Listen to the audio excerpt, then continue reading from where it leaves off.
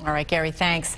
Well, in today's opening statements, prosecutors said DNA links Bernard Jackson to each rape from the 1980s. But tonight, the defense in the serial rapist case is attacking the Kansas City crime lab. Russ Patasic is live at the Jackson County Courthouse. Russ? Well, during opening statements, the defense today hammered on the point before jurors that none of these victims ever saw the face of the attacker. And she asked jurors to question the credibility of the DNA, pointing out that the Kansas City Crime Lab had had such problems at times that it actually lost its accreditation for a period of 7 years. Bernard Jackson showed no emotion in court today as prosecutors described the attacks on each victim. Because she's struggling with her mind and her body and her voice. He complains about this and moves her down to the floor, takes a couch cushion from the couch they were laying on and puts it down on the floor.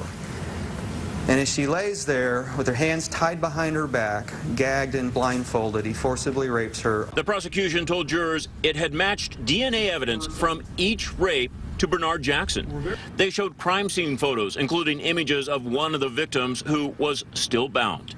The defense questioned the reliability of the DNA, saying the crime lab had lost accreditation during 7 of the years it stored the evidence, trying to paint a sympathetic Jackson. He's the only one in this room terrified of these accusations, asserting his innocence and with his life on the line. Victims took the stand off camera, describing the terror, one saying, quote, "Fear.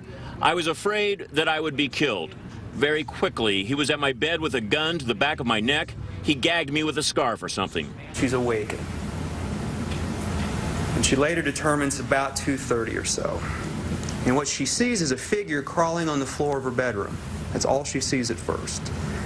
Immediately, as she sees this figure jumps up, and it's a man. He puts his hand over her mouth, right as she starts to scream. Tells her that he's got a gun. Prosecutors said each of the 4 victims from the 1980s were bound and gagged, and that in all cases, the victims believed he had a gun.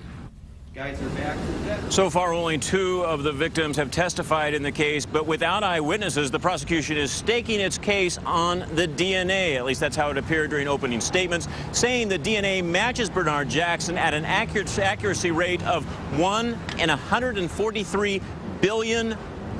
For mathematicians, that's 1 in 143 quadrillion. At the county courthouse, Russ Patasic, NBC Action News.